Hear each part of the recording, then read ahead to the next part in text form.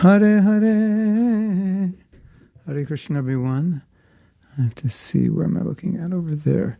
So I couldn't get on Facebook on my computer. Didn't take my password, so I'm on my phone.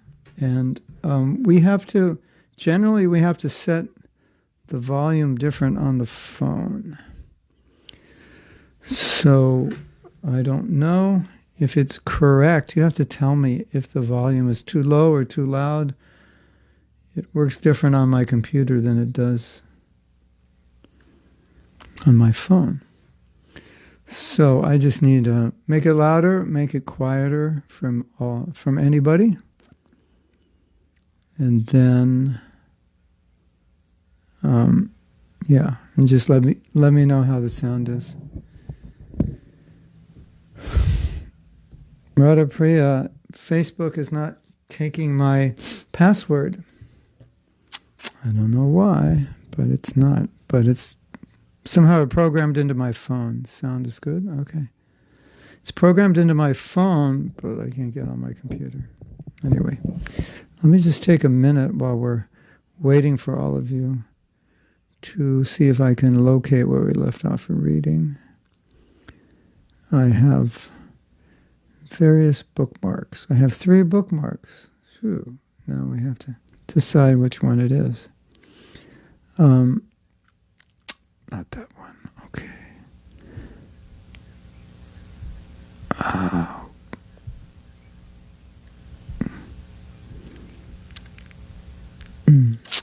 So, where are my trusted followers? I have it beginning. The Puranas are also supplementary to the Vedas. Vedas mantras are too difficult for ordinary man. Did we read that? Do you know, Nadia, where we left off?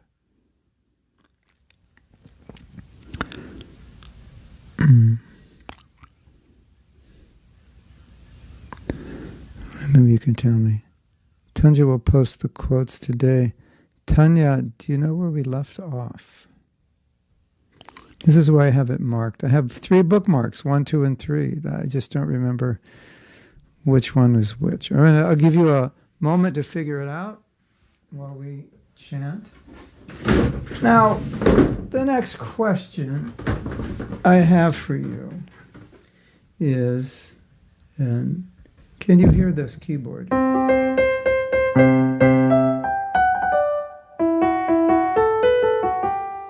Can you hear that? I guess if you don't hear anything, that means you can't hear it. Somehow the same setup doesn't always go from my keyboard through. So, you can hear it? You can hear it like you normally hear it, Krista? Okay. Yes, we can hear. Okay. Fantastic. Kunjabi, Kunjabi Hari, Hari Hari Hari, Kunjabi Hari Hari.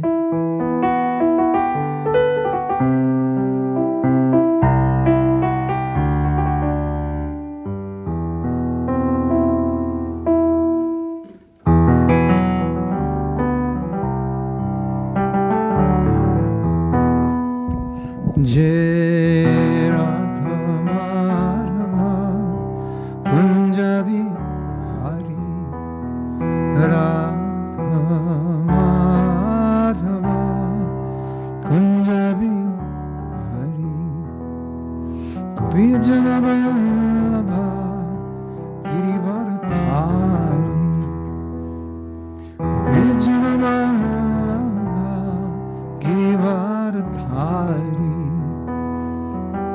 Shuranandana Bhajajananjana Shuranandana Bhajajananjana Shuranandana Bhajajananjana Jamana Tira Banachari Jamana Tira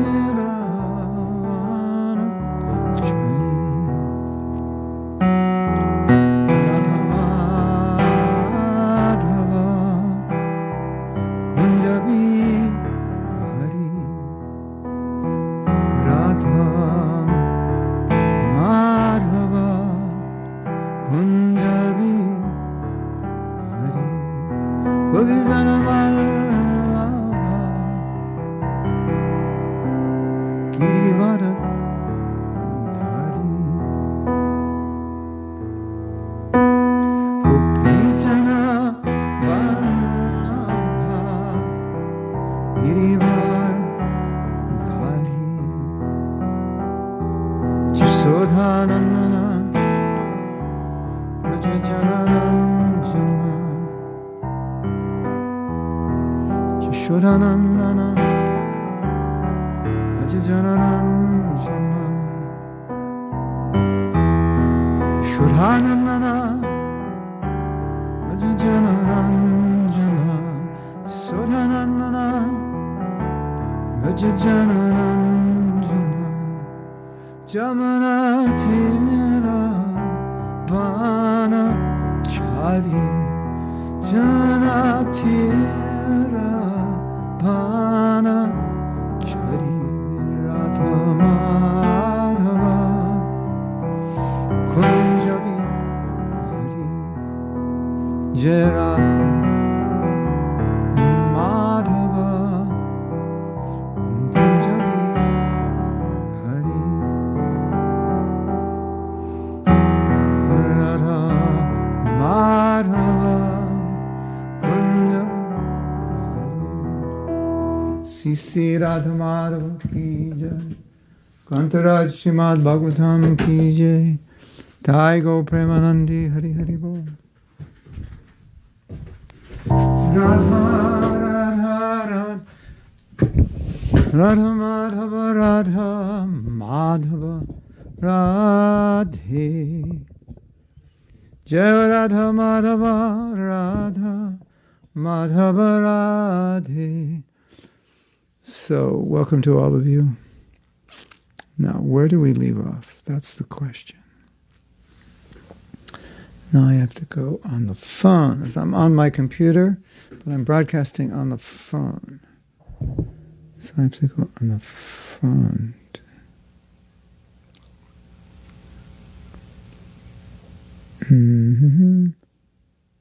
We stopped in the middle of the paragraph. The Lord is beyond the inferior and marginal energies. This poses a... It begins, the Lord, that's the paragraph,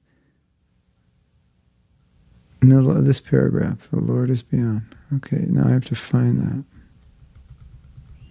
Okay, not far away. I'll just begin this paragraph. The Lord is beyond the inferior and marginal energies as above mentioned.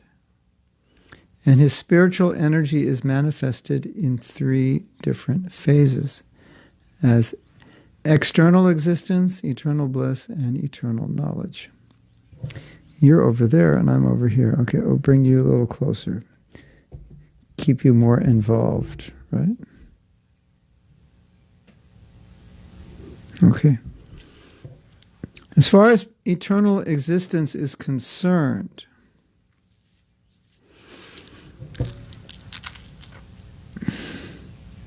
it is conducted by the Sandini potency. Similarly, bliss and knowledge are conducted by the Hladini Shak and Sambit potencies, respectively, as the Supreme Energetic Lord. He is the supreme controller of the spiritual, marginal, and material energies. All these different types of energies are connected with the Lord in eternal devotional service. So, from Krishna's perspective, it's kind of like it's all one energy. It just comes from him. But it has different functions and manifests differently. So, from the sun's perspective, it's always bright and light. From our perspective, sometimes it's cloudy. Something like that. So from Krishna's perspective, one energy, but it manifests as internal or external. And as I was saying when was it? It must have been last Friday. No? No, we didn't have class Monday so it must have been last week, a week ago. Yes? As I was saying, I don't know if you remember, but I was saying that you could imagine being in an existence where there's no material energy, just as material energy pulls you away from Krishna. Imagine being in a place where everything pulls you towards Krishna. That would be amazing. Well, that's the spiritual world. It has energies, you could say modes, not described as modes, it's described as Swarup Shakti, Krishna's internal potency, his own Shakti, eternity, knowledge, and bliss, and in the form of Sandini, Ladini, and Sambit. And so everything is bringing you towards Krishna. Everything is making you more Krishna conscious. Sound good? Yeah. And just as everything in this world is pulling us away from Krishna, everything in that world is pulling us to Krishna. And we're frustrated here because we're being pulled away from Krishna, as if against our own will. Of course, ultimately it is our will, but it feels like it's not our will. At least we understand it's not what we want. So it's quite frustrating, to say the least. So imagine being in a place where it's just the opposite. Everything is naturally pushing you towards Krishna, and there is nothing that isn't Krishna. There is no Maya. You're thinking, That's why we go to Vrindavan and Mayapur, because it's the spiritual world, so we can be uplifted. So imagine eternally living there in a place where there's no material energy. And so you can go to Vrindavan or Mayapur, but still you can engage with material energy. It's just not, it's not as normal or natural to do it as it would be if you're not there. But you can be with Krishna and be in Maya. It's possible, because you don't see him as Krishna. You don't see the Dham. You're in the Dham, but you don't see it. That's possible. But in the spiritual world, not possible. Well, you can't say it's not possible. It doesn't happen like that. In Bhoma Vrindavan, yeah, you can be a demon and enter Vrindavan to kill Krishna and not understand it's Krishna. That's possible. The spiritual world doesn't happen like that. So we'll continue reading. The Supreme Personality of Godhead is thus enjoying in his transcendental eternal form. Is it not astounding that one dares to call the Supreme Lord non-energetic? The Lord is the controller of all energies, and the living entities are parts and parcels of one of the energies. That's the Jiva Tattva. Therefore, there is a gulf of difference between the Lord and the living entities. How then can one say that the Lord and the living entities are one and the same? In the Bhagavad Gita also, the living entities are described as belonging to the superior energy of the Lord.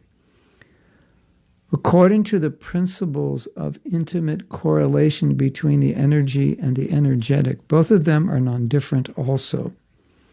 Therefore, the Lord and the living entities are non-different as the energy and the energetic. So, someone may say, I am God, you are God, we're all God. And we don't disagree entirely. We say that is true partially. Just like you and your father are one, but you're two different persons. You're one and different. Same family, same DNA, etc. So the Mayavadis get the oneness part, but they don't get the difference part.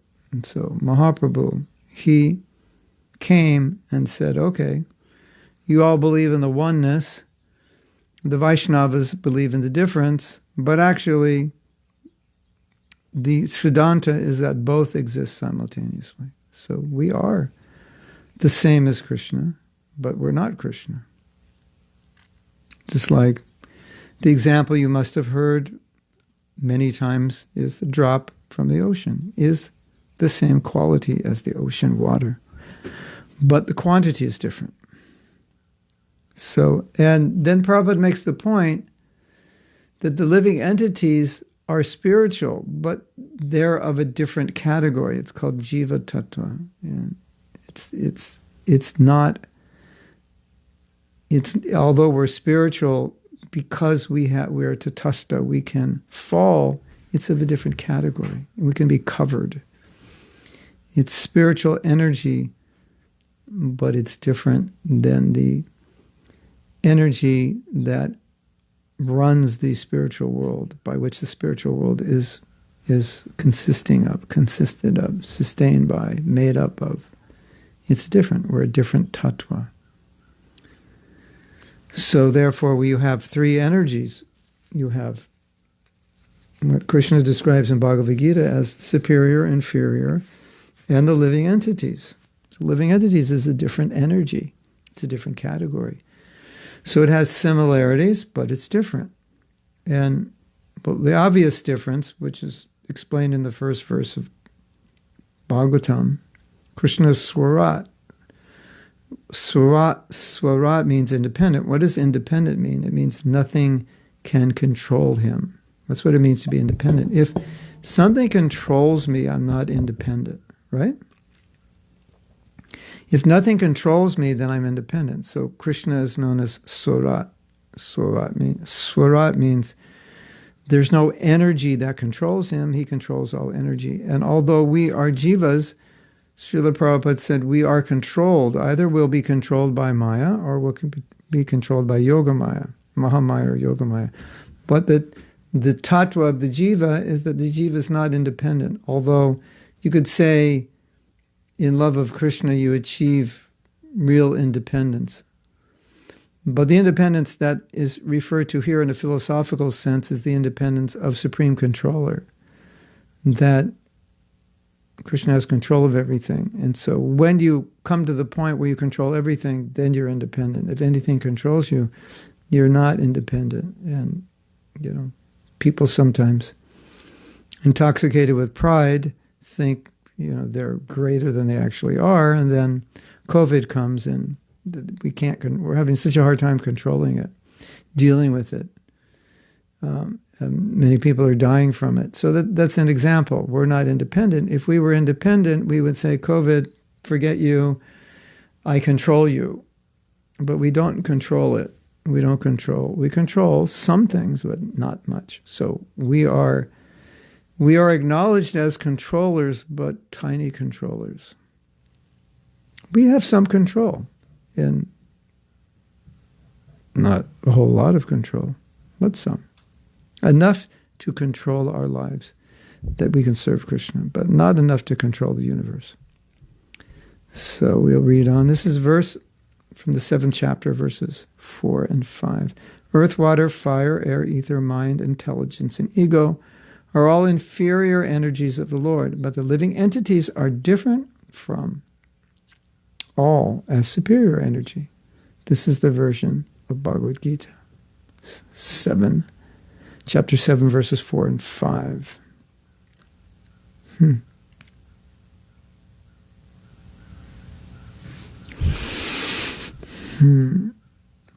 Bhumirapo nalo vayu kammano budhir evacha ahankara iti yame bina prakriti ashtada, the 8 material energies. Pariyamitastvanyam pakritim vidime param jiva bhuta mahabaho yedam darite jagat. Beyond this material energy is the jiva. He's above it. I'm sure you must have found this idea interesting. We're above the material energy, but we're not doing so well being above it, are we? We're above it, but it's got us on a leash. So it's almost like you might think, what good is it being above it if it controls me? Well, potentially you don't have to be controlled because you're above it. And just like sometimes I say, a meditation that helps us, that can help us, is the last verse of the 3rd chapter of the Gita, where Krishna said, because you as a soul are above intelligence, above mind, above senses, then you're actually in a superior position, so you don't have to be controlled. But they can control you. Sometimes you see children control their parents. They throw tantrums, and the only way to stop the tantrum sometimes, if a parent doesn't have any other better resources, sometimes the only way to stop the tantrum is give them what they want. Maybe not the best parenting skill, but some parents will do that. In some cases, to try anything else may take 3 hours to calm them down, so they just give them what they want.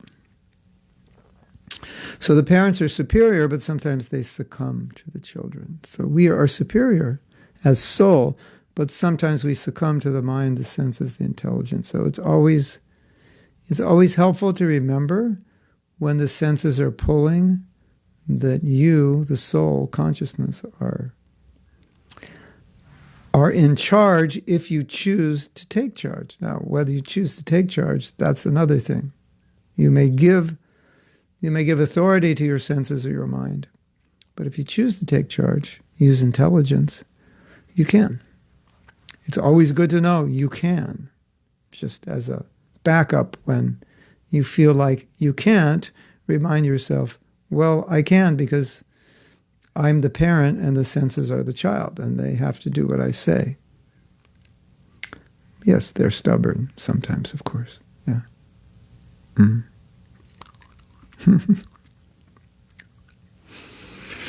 Yeah, Prabhupada threw tantrums because he wanted 2 guns. Father bought him 1 gun, and he said, I want a 2nd gun. Prabhupada said he always got what he wanted. So we'll continue reading. This is Lord Chaitanya speaking. For those of you who just joined us or don't recall where we're reading from, this is Lord Chaitanya who is speaking to Sarva Bhauma Bhattacharya, the greatest Pandit of his time. And these great Pandits, unfortunately, were impersonalists, Mayavadis. Great scholars. What does it mean to be a great scholar if your conclusion is that you're God? Well, from our perspective, the greatness is not really great, but it's calculated in terms of, well, what society considers as great, and book knowledge and austerity. So in that sense, great knowledge, great austerity. But we would say great foolishness as well, wouldn't we?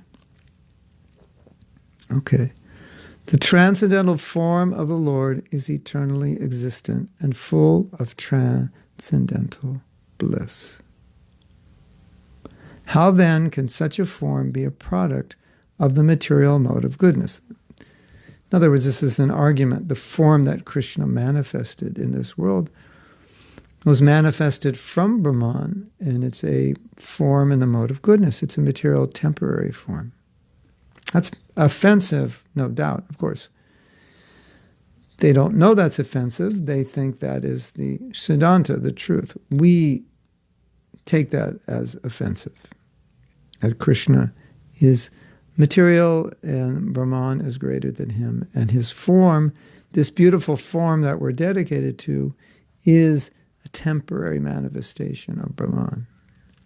No, you got it all wrong. Anyone, therefore, who does not believe in the form of the Lord is certainly a faithless demon. That means the Mayavadis are considered faithless demons. Interesting. And as such is untouchable. That's more interesting. A not to be seen persona non grata. It's getting more interesting. Fit to be punished by the Plutonic king. Oh my Govinda. I'm going to read that again for posterity's sake. Prabhupada, Lord Chaitanya is talking about the Mayavadis here. Let's read that again. The transcendental form of the Lord is eternally existent and full of transcendental bliss. How then can such a form be a product of the material mode of goodness? Anyone, therefore, who does not believe in the form of the Lord is certainly a faithless demon, and as such is untouchable, a not to be seen persona non grata, fit to be punished by the Plutonic king. And you're all thinking, oh no, this is hold on a second. You're thinking, did Lord Chaitanya say persona non grata? He speaks Latin? Of course he speaks Latin. He created Latin. What's your problem? Now, I don't know for sure what Lord Chaitanya said because it was spoken in Bengali, but something similar to persona non grata. So, sometimes devotees, they ask, why is Prabhupada so heavy against the Mayavadis? Well, look at Lord Chaitanya. I think we could say even heavier. Because we are eternal servants of Krishna, and if you deny the form, then you deny that eternal service. And basically you destroy your spiritual life, because your spiritual life is you are eternally nitya. Nitya. Krishna Das. Eternally the servant of Krishna. If Krishna's not a person, and you're God and he's God, there's no service. So basically you've just destroyed someone's spiritual life. And the reason it's so bad is, like Prabhupada said, if you're just atheist and say God doesn't exist, okay, God doesn't exist. That's less confusing that God does exist, but he's material. And he manifested from an impersonal source, and we are all that impersonal source, not part of it, but we are it. That is more detrimental to one's spiritual life, because if one thinks they have spiritual life and they don't have it, it's worse than thinking they don't have it, because if you don't have it, it's possible you could get it. It's more difficult to get it, something that you don't have but you think you have. Like sometimes you find somebody and they don't know how to do something. They say, yes, I do. I know how to do it. And you say, well, what you're doing now, that's not the way to do it. You're going to ruin it. No, I know how to do it. And they try to fix it. And then they come back with their tail between their legs, and they say, I think I ruined it. And you say, yeah, I told you were going to ruin it, but you didn't listen.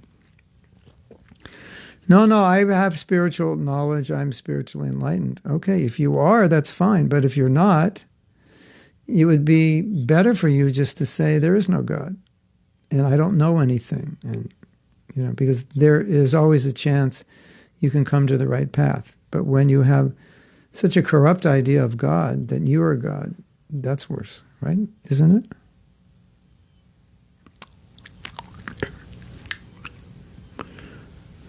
So Guru Nishna says there's no relationship. Yeah, who are you going to serve? There's no one to serve. The nature of the soul is that it's a servant. So if God is impersonal, it denies the very nature of the soul. So it actually destroys spiritual life at the core, because our Sanatana Dharma is we're servants. So now what do you do?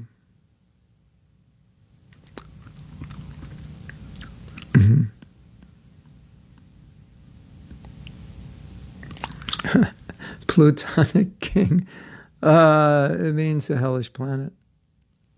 If you're a Mayavadi, then if you're denying Krishna, because if you study, don't do it, but if you did study Mayavad philosophy, you would soon see that actually everything they're philosophizing just turns out to be blasphemy of Krishna. He has no head. Okay, great. Kaylee, you have no head.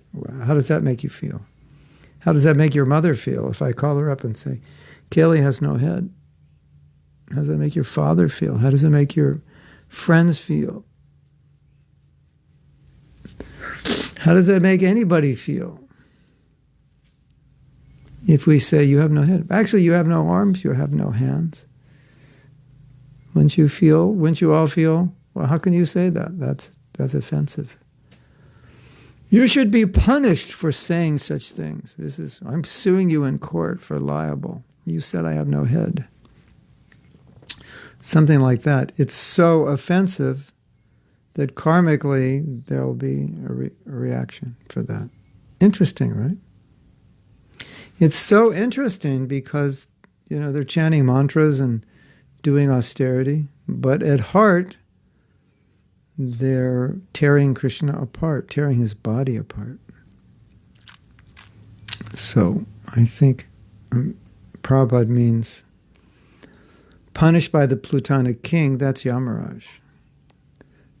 Funny that Plutonic king is used. Well, you may know by understanding something about the demigods there, all the similarities between the gods that we grew up knowing about, like Zeus. I think Zeus is Indra and so forth.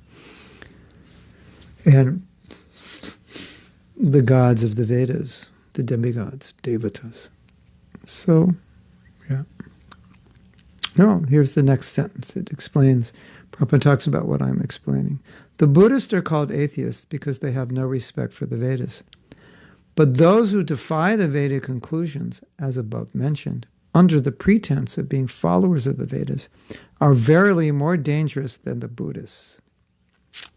So, yeah. Buddhists it's difficult to talk about the Buddhists because they don't have one philosophy. Some are actually personal. They worship Buddha. So, but anyway, what Prabhupada is saying is if we accept Buddhism as an atheistic so-called religion, then, as we were saying, it's less dangerous than Mayavad. It's kind of like you don't know how to fix the car. If you're a Mayavad, you try to fix it. If you're a Buddhist, you don't know how to fix it, so you just leave it alone. Okay, it's not so bad. You know, a car doesn't run, but someone else can come fix it. But you try to fix it, the car doesn't run, and you messed it up, and maybe that's going to be impossible to fix now, or expensive to fix. So like that.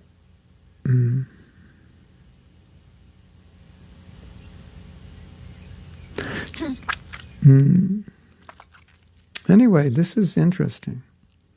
Now, there's something else we have to say. Mahaprabhu said. He said the Mayavadis are the greatest offenders. The greatest offenders. Not the Buddhists, the Mayavadis. And he said, Mayavadi Bhasha Shunile Hoy Sarva Nash. Mayavadi Bhasha means if you hear a commentary on Vedanta or on the Vedas by the Mayavadis, Mayavadi Bhasha, Shunile means hear. Mayavadi Bhasha Shunile Hoy Sarva Nash. Nash means destroyed. Your spiritual life will be sarva, completely destroyed. Mayavadi Aparad. What's that verse? Aparad. Mayavadi Aparade. The Mayavadis are the greatest offenders. That's getting very interesting. You probably didn't know. You may not have known these things before. This is Mahaprabhu's own words. This is so interesting because they believe you're not the body. They believe in austerity. They believe in mantra, going on tirtha, all these things. But at heart, they're against Krishna. Isn't that interesting? Like externally, it looks so good, so genuine. But when you take off the externals, what do you see? You see someone who is against Krishna. I think we could say that of other religions that aren't impersonal. The external trappings may look very religious, but when you peel off the veneer, you see something very materialistic.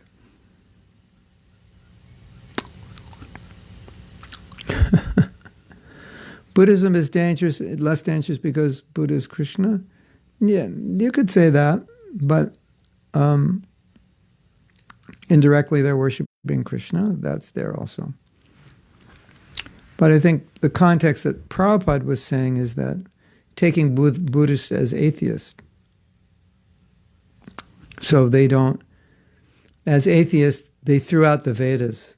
So they're not, just don't bother with the Vedas. So it's like you have two choices. Read a Mayavadi interpretation of the Vedas or don't read the Vedas. Well, if those are your two choices, don't read the Vedas. You'll be better off, because then at least there's the chance that someday you'll hear from someone who can actually explain it to you. But once you get the wrong idea, then that Mayavad poison enters your heart. Sometimes it's impossible to get it out of your bloodstream. So yes, they are worshiping Krishna as Buddha. That's good, for sure. And they're in a safer position than the Mayavadis, because they're not confused. They don't, it's like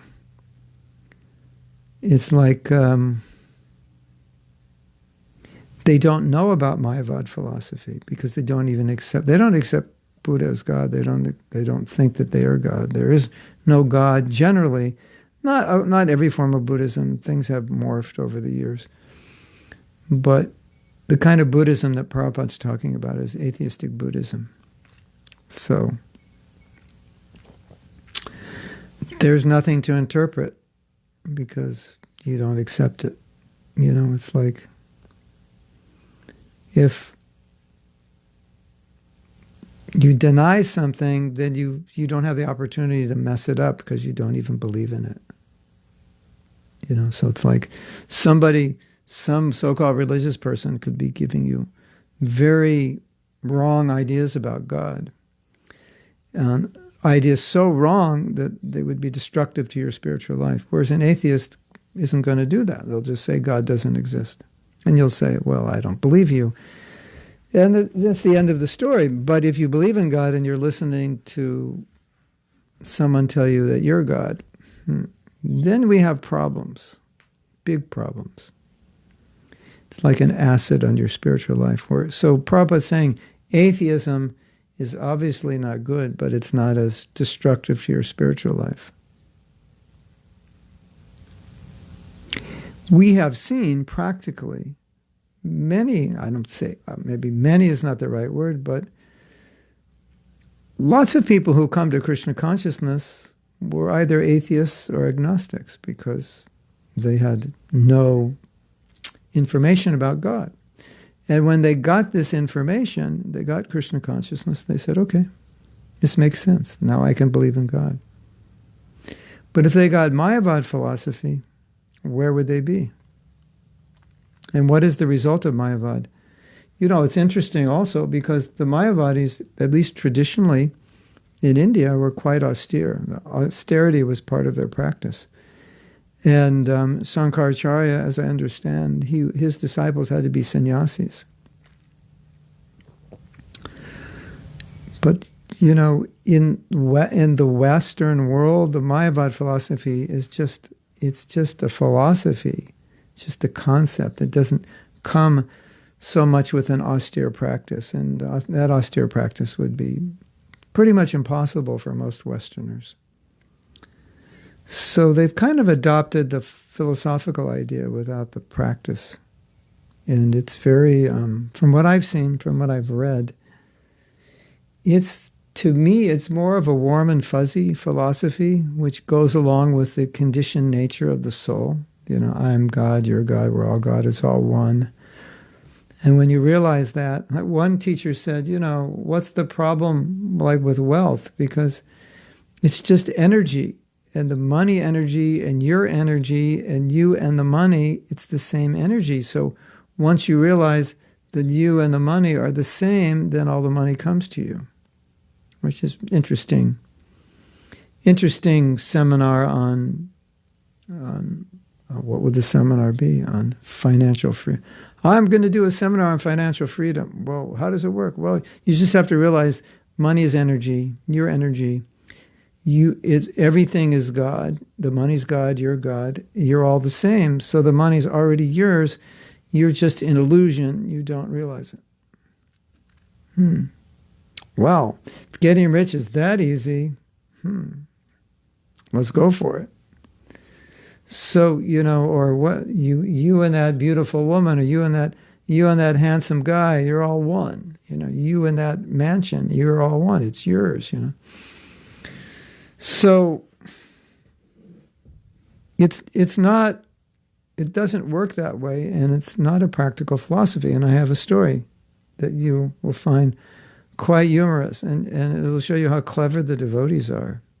So I don't know the context of this, but somehow or other, the devotees ended up sleeping, I think, at a Mayavadi ashram, circumstantially.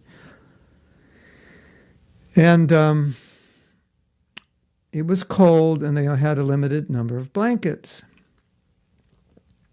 So one devotee asked one of the Mayavadis, sannyasis or sadhus, so-called sadhu, "Can you give me your blanket?" And he said, "No, it's cold." And he said, "Well, your philosophy is it's all one, so I will just give you a thread from the blanket." And I say, "I don't think it's all one. I think the blanket's actually warmer than the thread. But because you think it's all one, I'll just give you the thread, and the thread is non-different from the blanket, and I'll take the blanket. How does that sound to you?" And he said, "No, it doesn't sound good." Philosophy is not practical. When you put it into practice, it doesn't work. Sometimes devotees on book distribution would meet a Mayavadi, and they would say it's all one, and say, "So, well, your money is my money, right? Since it's all one, so here's the book, give me all your money." It's a donation, because it's not really your money, it's my money. And usually they wouldn't do it, but occasionally they would. And they'd actually give all the money because they didn't want to be hypocrites. But you can understand practically, if I'm God, you're God, everything that I am is you are, and everything I own is you own, and I own but you own. And you're like, how do we function now? We just go in the store and take everything and say, well, I'm just being one with myself, and So Prabhupada makes the point that Krishna consciousness is practical. I think sometimes we didn't really understand as deeply as we could have understood what that meant until we understood how Mayavada is totally impractical. So, yeah, I think you understand. All right, we're going to continue reading. Sri Vyasadeva very kindly compiled the Vedic knowledge in his Vedanta Sutra. But if one hears the commentation of the Mayavadi school as represented by the Shankara Sampradaya, certainly he will be misled on the path of spiritual realization. So, ladies and gentlemen, don't read the commentaries of Sankaracharya. Now, just as a point of information, a lot of what Sankaracharya said is actually in Prabhupada's books. But Prabhupada is presenting it in order that he can comment on it and show the fallacies in it. So reading it in that way, then it's safe. Otherwise, Prabhupada wouldn't have done it. And obviously, he's not writing hundreds of pages of Mayavadi philosophy for us to read and then explaining it.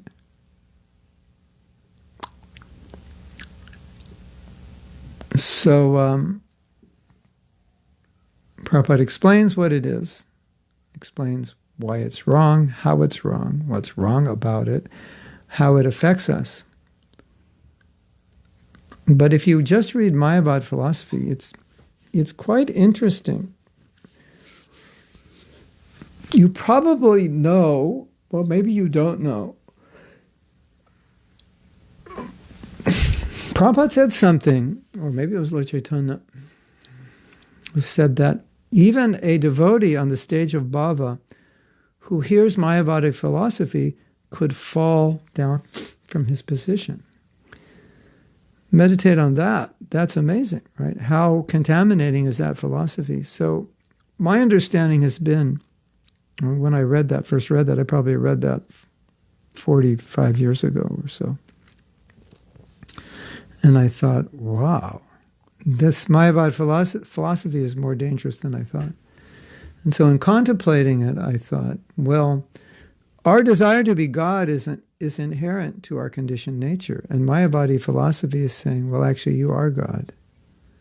In the name, and it's in the name of spirituality. Just think about this. I want to be God. I tried it materially, and I fell on my face, ran into so many brick walls. It was really hard to be God. It just didn't seem to work. It seemed more like I became an ass than I became God. But now I can renounce the world and become God. And now I find out that actually I don't have to try to become God because I already am. And so that's a big relief. And I just have to realize it through meditation, which is a lot easier than working a 9 to 5 and beating your head against the wall to be happy. So it plays right into the essence, the essential nature of conditioning, that our envy of Krishna, our desire to be God. And therefore, it can actually destroy. It can actually destroy one's bhakti and cause even someone in the stage of bhava to fall, which is, for me, that's inconceivable. How contaminating must something be if someone is on the stage of bhava could leave their relation with Krishna to become Krishna? That's amazing, isn't it? It is. Okay, we have a story from KB. The real truth is coming out. We're going to hear the truth. I don't know if you know this. I don't. But my first exposure to Sanatana Dharma was a Mayavadi ashram. After I came to Krishna, I kept in contact with some of the students there. A couple of years ago,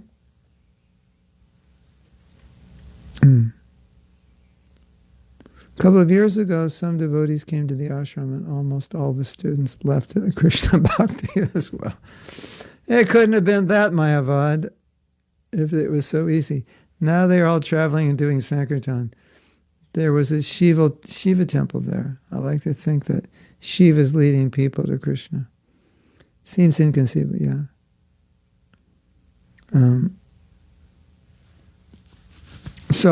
I have something to say about the Mayavadis in the West.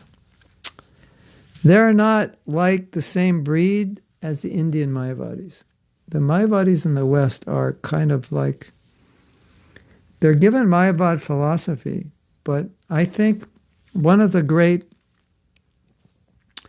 realities is that they actually don't understand it. There's a couple factors. In the West, we're raised in Judeo-Christian culture, which is personal. God's a person, right? So we grow up, think God's the Father or our dear Father in heaven. So when we get this Mayavad philosophy, it's not like it purely registers in our mind as Mayavad, as it does for a Mayavad in India who grows up with it, because we have this personal conception.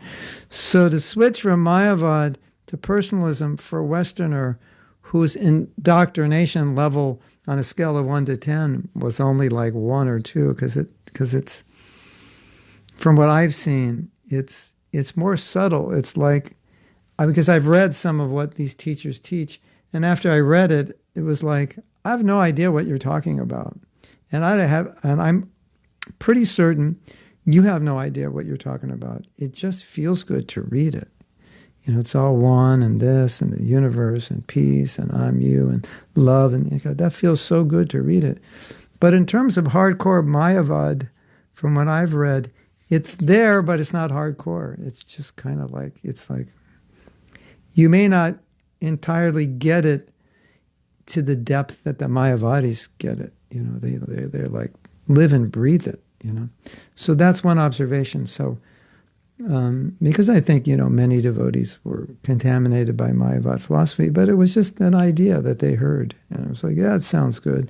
But when they heard about bhakti, it was wait a minute, this makes sense. This other stuff doesn't make sense. So they weren't so dedicated to it. So that's why I'm glad you brought this up, because that's why I think we need to make a distinction between traditional Mayavad and Western Mayavad. Because we see how heavy Prabhupada, Srila Bhaktisiddhanta, Chaitanya Mahaprabhu are with the Mayavadis. And my perception, my feeling about my experience, not only just how I feel about it, but my experience is that most of the Western Mayavadis they like Hinduism, they like yoga, and they're kind of like innocent Mayavadis. It's like, well, this is the best I can do because this is all I know. But when they come across something better, you see actually they weren't really Mayavadis. It was just, that's all the restaurant was serving, so that's what they ate. But when you bring out the kofta and the malpur and the sweet rice, they're like, oh, give me that. This is better. So I think it's important for us to recognize that. So when we deal with such people, we don't think, oh, these Mayavadis, they're so bad, offenders. In my experience, even though they may be offensive, it's kind of like innocent offense. They don't really even understand themselves. It's just that's all they were exposed to, because that's mostly what you get in Hinduism, is a very impersonal idea. And it definitely is very warm and fuzzy, because it's like, you're good and I'm good, and I don't have to have so many rules and regulations, and we can all be God, and one big happy family, So they really focus on the oneness, the unity. I'm God, you're God, we're part of God, we have the qualities of God, but we're not God. So I think that's an important distinction to make. At least that's the distinction I make. The Western Mayavadis generally, unless they're preaching hardcore Mayavad and converting so many people, if it's just what I would say soft Mayavad, that's my perception. That soft Mayavad is like it doesn't go very deep because nobody really understands it that much. It's kind of like, it's not like a lifestyle. You go to yoga studio and they say you're God and this and that, but you just go back to work and, just kind of, your life doesn't change a whole lot. You do your meditation and try to merge in God. And, it's definitely easier for people to become devotees who are exposed to this so-called Mayavad, because it's not hardcore. It's very much merged with different ideas. And I just want to address Pradyumna's quote. He said, "It seems inconceivable that Maya can trump pure love." Well, it's bhava, so it's not yet pure. But it does even from the stage of bhava. That's such a scary thing to think, that Mayavad philosophy can deviate someone on the stage of bhava. That is like, meditate on that. That might cause your brain to crack. It's like, well, what it does explain, definitely explains why Prabhupada was so concerned about it. Okay, so Tanya had a similar experience. Before I came in contact with Krishna consciousness, I was studying Mayavadi interpretations as part of my yoga teacher training course, and it sounded pretty logical. That's why devotees should be doing yoga teacher training. Logical to me. After I started reading Srila Prabhupada's books, though, I couldn't digest Mayavada interpretations anymore. It was like eating cardboard. Nice. Yeah, well, that's my point. But you're not learning Mayavadis the way the Shankarites learn it, because they're like diehards, And you're learning it, but it was like you're learning it trying to digest it. It wasn't like running in your DNA, like it runs in them. And yeah, the thing is they don't know how bad it is, because they just think that's the Siddhanta of the Vedas. They think that's what the truth is. They have no idea. So they don't understand Krishna. They've just learned that Krishna is a manifestation, a material manifestation of Brahman. His form is his body is in mode of goodness, and we all can be Krishna. There's a jungle out there, basically, philosophical jungle. If you want to, and probably you've already done this, so you don't have to, but sometimes I would go on YouTube to see what's out there in the spiritual jungle, especially in the Hindu spiritual jungle. And I would say every time I would listen to someone, even some were quite good. They really understood the basics and explained it well. But then once they go beyond the basics, you're not the body, reincarnation, karma, then they go into God, everything goes downhill from there. So, but in addition, I did see some people who were really confused about Vedanta philosophy in general and explaining Krishna consciousness. And I would always think, in either case, I would always think, we are so fortunate that Prabhupada came and just explained everything clearly to us. Right? It was just clear as day. He explained it. Clear as day. As clear as it can get. Right? I bring Prabhupada more in there. I am moving away from you.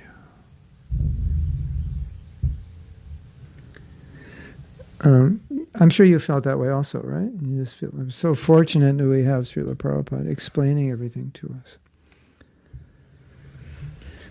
Always, when I hear someone speaking on Indian philosophy, and this includes Indians also, the Indians have some very, let me just say, they have some very interesting ideas about the scriptures, mostly mythological. And then I think we're so fortunate. Prabhupada just is explaining clearly what it is. And what's happening today is, in India, some people who really misconstrue the Vedic knowledge have become extremely popular. So that means for many, many people, this misconstrued knowledge becomes common because these people are in the media. These are the new teachers that they're learning from. People are reading their books, going to their courses, hearing their talks. It's really unfortunate. Which should also be an impetus for us to spread Krishna consciousness so that people don't learn Mayavad philosophy. I have a question from Paran Ananda. It's true that because most people have Purusha mood in this connection, have Mayavadis conception of life because they try to imitate Krishna, original Purusha. Yeah. That's the whole point. It's subtle. You take some materialistic person who's trying to become powerful, famous, wealthy, and sometimes we'll say, he's playing God. Or someone who has a big ego will say, he's playing God. Right? We say that sometimes. And I think everybody can see that, yeah. He's kind of, he's got $1 billion, he wants 10 billion. He's got 100 billion, he wants 100. He's got 100 mansions, he wants 200 mansions. It's like, enough is enough. Like, why don't you just retire? No, but he wants more wealth. He can, settle on other planets. It's like, where does it end? So it's not so obvious from the Mayavad perspective. But Prabhupada said, the Mayavadi is doing the same thing, he's just doing it in a different way. He's not doing it through accumulation because he was frustrated. It didn't work for him. He said, this does not work. My goal to become God, there's so many problems in becoming God. So let me renounce everything. And I just have to realize that I'm God. So Prabhupada would say, trying to imitate God is the basis of materialism. So whether you try to imitate God through gross materialism or you try to imitate God through enunciation, the same consciousness is there, the same tendency, just the process is different. The way you go about it is different, but the same consciousness is there. And that's why so many times when we're teaching Krishna consciousness, we focus on what's going on internally more than what's happening externally. Because externally, you can do everything perfectly, and it looks fine. Looks like you're a pure devotee. But internally, that's where everything has to be evaluated. What's your internal consciousness? For example, do you know Mayavadis chant Hare Krishna? And Mayavadis do bhakti. And why do they do it? To merge, to become Krishna. They chant Hare Krishna to become Krishna. Now imagine Parananda. You met somebody who said, I chant Hare Krishna. And you say, oh, where did you learn about it? And say, well, I learned from my teacher. We chant Hare Krishna to become God. What would you think? How would you feel? You would think, this is the absolute worst corruption of the Maha Mantra I've ever heard. Someone's chanting Hare Krishna to become God. Wouldn't you think like that? Oh, I do bhakti. Oh, really? Why did you decide to do bhakti? Well, I'm trying to become God. And I read that you can only achieve anything by mercy. And by the power of bhakti, you get mercy. And so by power of bhakti, I'll get mercy, and then I'll become God. How would you feel? You would probably want to scream and hopefully not wrestle with the guy and beat him up. But you might feel like that. Like you'd want to, like, could I beat you up? What you just said is driving me crazy. Where's your teacher? Can I beat him up? You might feel that way. Could I just kind of like change all these people's minds? Just like, is there any way we can do that? Give them some pill where they clean this idea out of their head. And we see it also, I think you feel the same way. We see this also in other religions where people are, prosperity gospel, using God to become God, basically, become wealthy and powerful like that. So, you see the same thing. It's just a different variety of it, If God wants to give me a mansion, why should I not accept it? If God wants to give me 2 jets, why should I not accept it? Maybe because you could print like 10 million Bibles for the price of your jet and give them out, maybe, just saying, So, these are things that Prabhupada has criticized. And so, these prosperity, some of these people who are misusing their congregations and misusing religion, they're trying to become God in their own way, although they won't acknowledge that. They'll never say that. They believe in God. But it's all within the same zone. It's just a different variety of it. And Prabhupada talks about materialistic religion, but still he says, well, Christians are better because they have a personal conception of God. But I'm talking here about the consciousness, the trying to be God. I want to be God. I want to be like God. He can still be God. I just want to be like him, Okay, so you're not going to become God. You're not as bad as a Mayavadi, but you just want to be like him, and use your congregation to support you, to become like him and live it up. It's so funny. There's a few of these guys who are quite controversial because they really live it up. They have a very high standard of living, quite higher than your average Prabhu.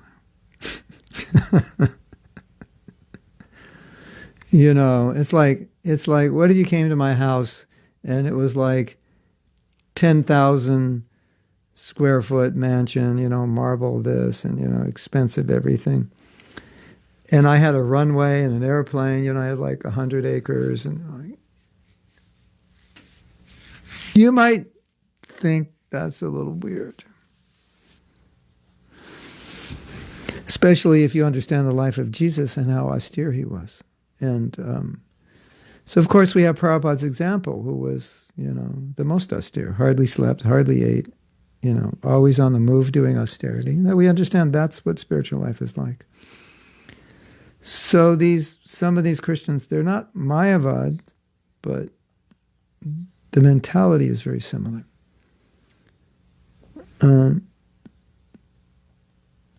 Tanya says, I think I rummaged through the whole spiritual jungle of different theories.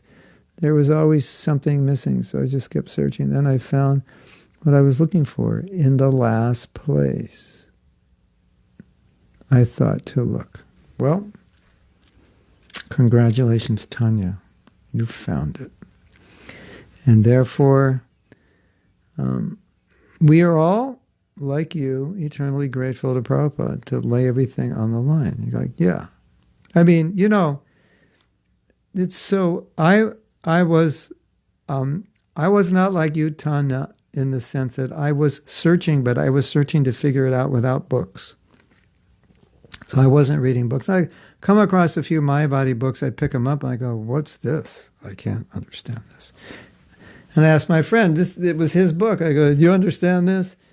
He goes, that book is really far out. It's really cool. Well, can you explain it? No, I can't explain it. It's too transcendental. So you read these Mayavadi books and you think, wow, this philosophy is amazing, but you can't explain it. So why do you think it's amazing? Because you can't explain it. You think, oh, it's so high, you can't explain it. It's amazing.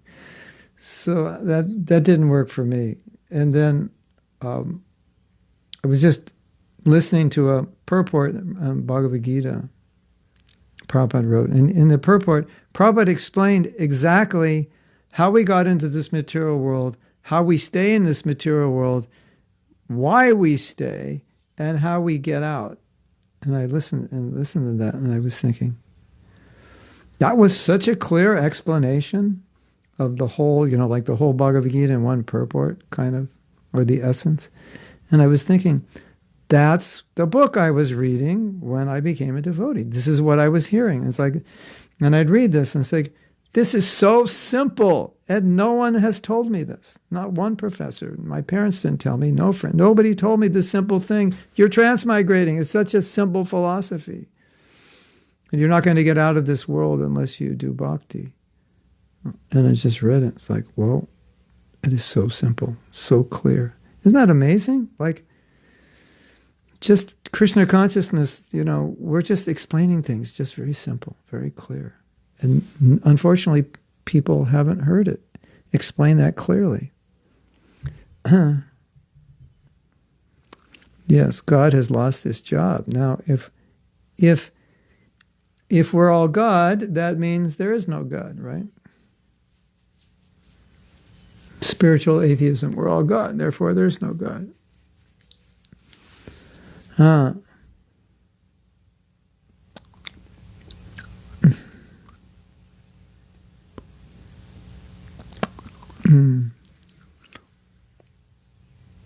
Parnanda says, so Kelly says, yeah, I had a similar experience. I think, the experience of anyone coming to Krishna consciousness, in the West especially,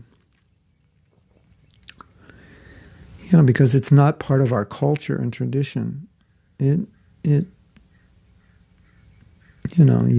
go through stuff and you're not happy. And it's like you read things and okay, that makes sense, but it's not complete.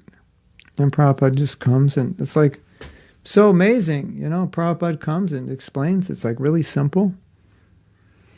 And intelligent people, they get it, and that's it. And here we are today. And that's why even if someone can't practice Krishna consciousness as well as they would like to, it's really difficult to ignore it. I know I have a few God brothers, God sisters, very few, who have left Krishna consciousness. But generally, if someone leaves, they don't really leave. They just don't maintain sadhana. They can't leave the philosophy because can you really ignore the philosophy? You got to be really good at denying reality to ignore the philosophy. Just write it off. That's something that I rarely see, even amongst those who leave. Just, yeah, I know it's true. I just can't do it. But just to write it off. Well, if you become a Christian, sometimes you write it off in the name of Christianity. But generally, nobody writes it off. It's rare. Okay, Parananda, what is the most important to avoid mentality in this Mayavadi, even in Bhakti person? Well, I don't think you have to try to avoid anything, because if you just follow Prabhupada's instructions, you're avoiding it. Because Prabhupada is always telling us we're servants. And he's always telling us Krishna is the supreme enjoyer. So if you just, if you just get that Krishna is the supreme enjoyer, you look at yourself in the mirror every morning and say, I am not the supreme enjoyer. You should have figured that out by now, but you might want to remind yourself, just in case you forget. I think it's obvious, right? We're not the supreme enjoyer, Next time you bang your toe, it'll be a reminder you're not the supreme enjoyer. Next time your husband or wife chastises you for doing something, next time your wife chastises you for doing something you didn't even do, then that will reinforce the realization you're not the supreme enjoyer. And, I think there's 1,000,001 experiences that would reinforce we're not the supreme enjoyer. You have to be quite determined to think you're the supreme enjoyer, not to see it, isn't it? So, the way I look at the material world, in answer to your question, Para Ananda, the way I look at the material world is just look at it, and it will reinforce this reality that you're not supreme enjoyer. You're not God. You just walk around, Oh, it's cold out here, yeah. Well, if I were God, I'd make it warmer, but I'm not God, so I can't. Oh, it's so hot out here. If I were God, I'd make it cooler. I have to water the lawn. If I were God, I'd just make it rain. Well, just go down the list, There's so much traffic here. I've God, I would just make my car fly above the traffic. Of course, if you were God, you wouldn't have to be in the traffic in the first place. But you know what I'm saying? So if you just open your eyes, kind of, obvious, we're not God, never were, never will be. So, but Prabhupada's point is that when we try to enjoy this world, we're reinforcing the idea that we're God, that we can enjoy like Krishna. We're imitating Krishna. So that's not our position, to imitate Krishna. And when we try to imitate Krishna, we run into all kinds of trouble, isn't it? So every time I think I can be happy with something, I'm imitating Krishna. And every time I think I can make Krishna happy with my service, I'm not imitating Krishna. That's basically what it boils down to, isn't it? Oh, look at that. I could really enjoy that. Oh, I can enjoy. That's the three dangerous words. I can enjoy. No, Krishna can. Look at that flower. I can enjoy that. No, Krishna can enjoy it, or Krishna should enjoy it. Look at that woman. She's beautiful. I could enjoy. No, that's for Krishna. She's Krishna's gopi. Krishna can enjoy her. Look at all this money I could make. I could enjoy it. No, Krishna can enjoy it. So that's how we have to. So you see, as soon as you say I can enjoy, trouble, red light, red flags, ding ding, alarm goes off. And when you say Krishna can enjoy it, then good, you've got it. You have understood the philosophy of Krishna consciousness. If you are on that level where everything you see, you think, okay, this is for Krishna.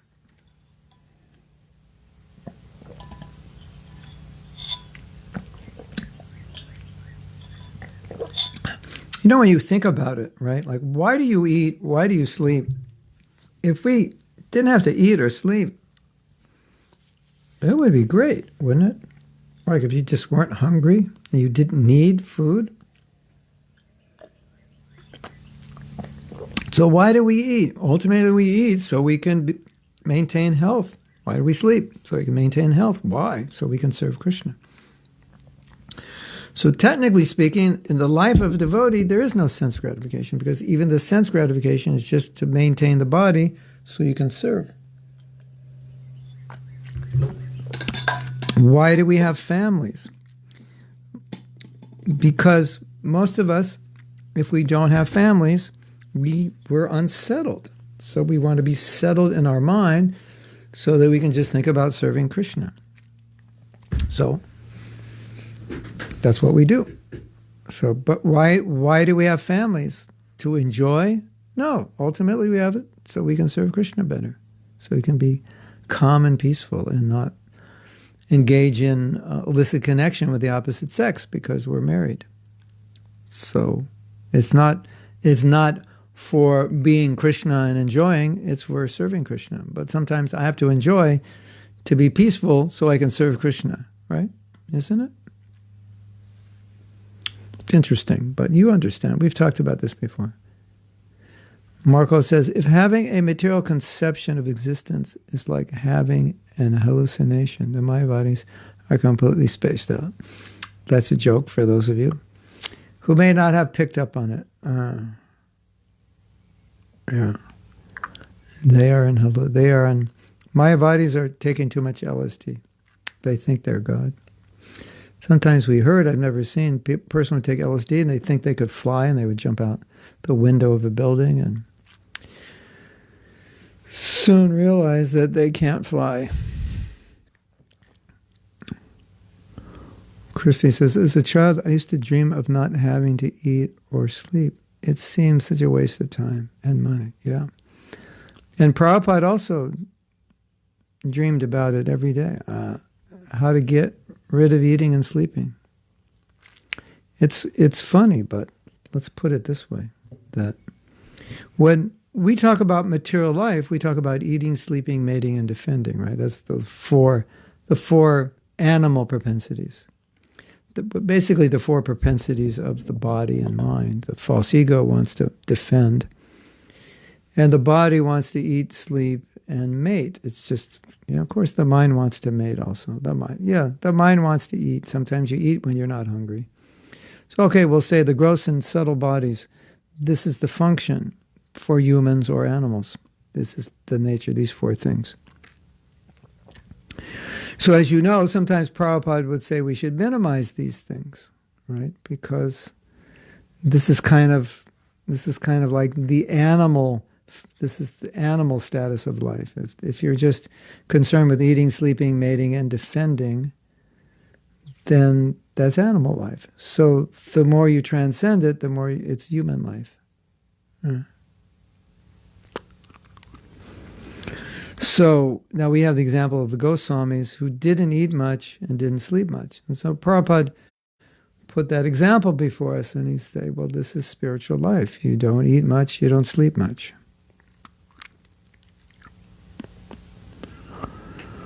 And Prabhupada himself said that I would like to give up eating and like to give up sleeping.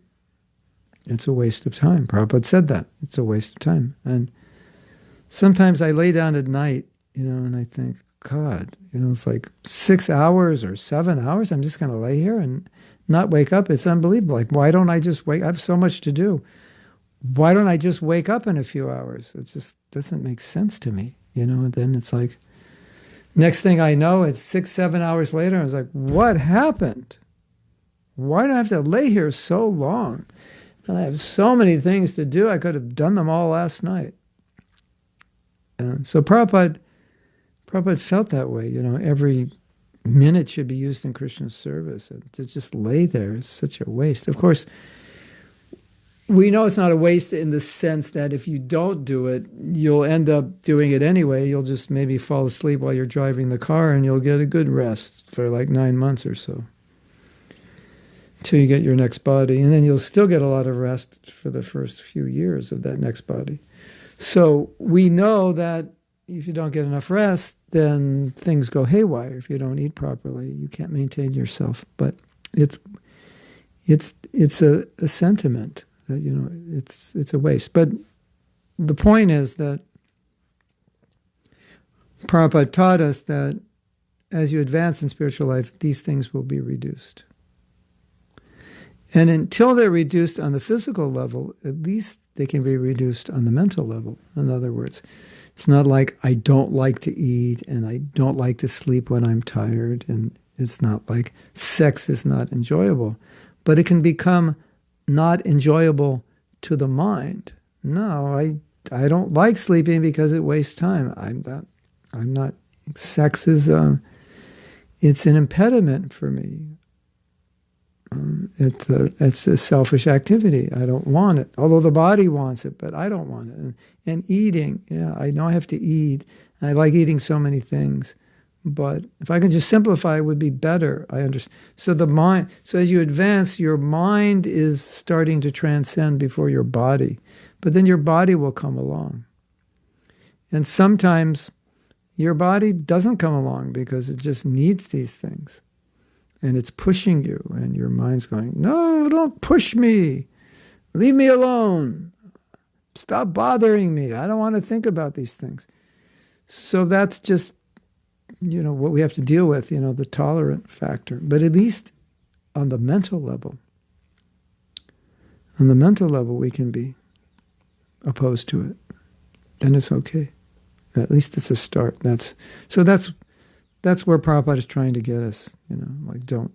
Because material life means eating, sleeping, mating, defending. The better. The longer you can sleep on Sunday, the better. The more you can eat, the more extravagant you can eat, the more. That's considered enjoyment, right? More sex. And so the more you eat, the sicker you get. You sleep too much, it's not healthy. Having sex all the time, it's not healthy. It's also just reinforcing. All these things reinforce themselves. So the more you eat, the more you want to eat. The more you sleep, the more you want to sleep. More sex, the more you want it. Of course, some of you are saying, but Prabhu, what if we just do it and get burned out? Yeah, but what if you don't get burned out? Say, but shouldn't we just do these things to get burned out? Isn't that how we become renounced? That's one way.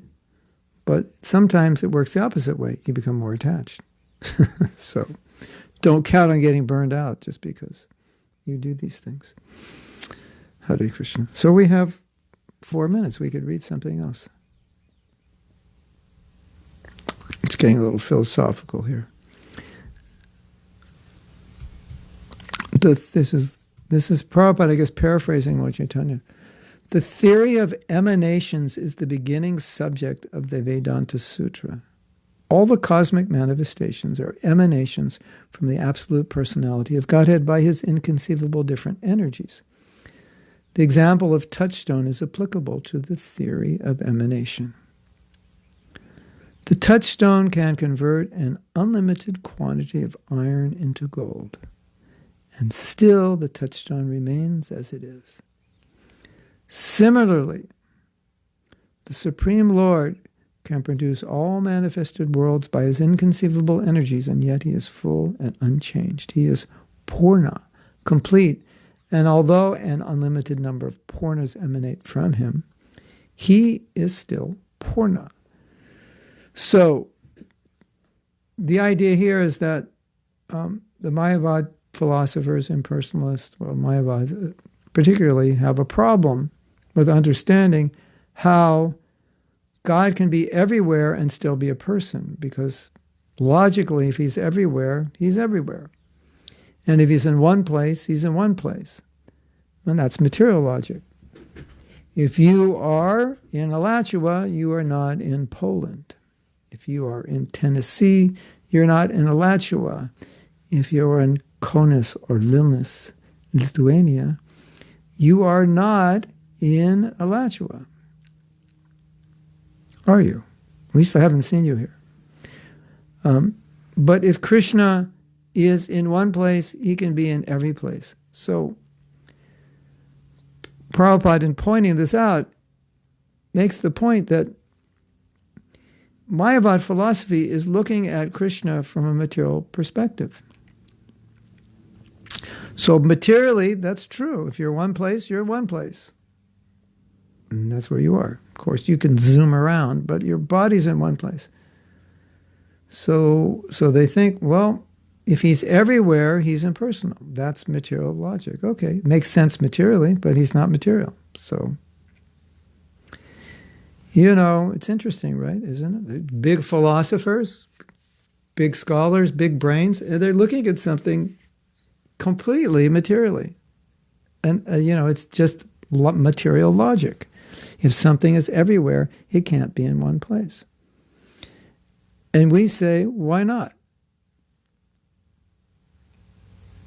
If God is unlimited, then wouldn't it be limiting him to say he can't be in one place and every place at the same time? Wouldn't that be a limitation? So sometimes when we discuss this with people, they say, well, if you say this, you'd be limiting God. And we'd say, well, if you say he can't be this, you're limiting him. So if you say God is everywhere in one place, then that limits God to being a person in one place. No, it doesn't. No, they say if God's a person, he would be limited to being everywhere. And we say, but if you say God can't be a person and be everywhere, then you're limiting him. So they're actually contradicting themselves.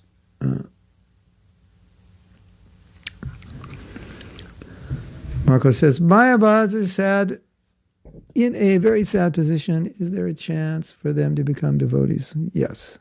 When you become a pure devotee, Marco, you just walk up to them and say, hey, chant Hare Krishna, and they'll immediately become devotees.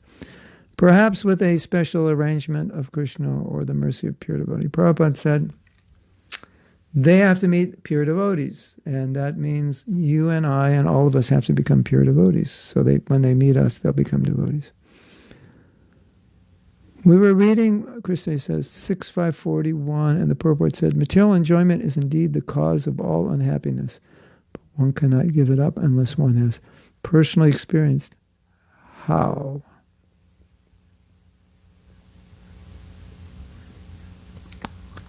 Whoops. One has personally experienced how much suffering it is. Therefore, one should be allowed to remain in so-called material enjoyment while simultaneously advancing in knowledge to experience the misery of this false material happiness. Then, without help from others, one will find material enjoyment detestable. Yeah, I would put in parentheses, hopefully they will. Those whose minds are changed by others do not become as renounced as those who have personal experience. Yeah, that's a good point. And I think that's true for all of us. And even when you sit in class and someone says something, a lot of times you can't do it until you have later in your life personal experience of what they're saying. Or you can't do it as well as you'd like to. In my personal case, it did work that way. You kind of get burned out from the material enjoyment because it always ends the same way, even though the process might be different. Yeah. Burnt to the max. Toasted, fried, and burnt to the max. The material world will do it for you. Okay, we're going to end. I have to go make some videos now to answer all the questions that were asked at the Japa workshop. So, I hope you are now insulated and purified from any residual Mayavad philosophy that may have entered the depths of your heart.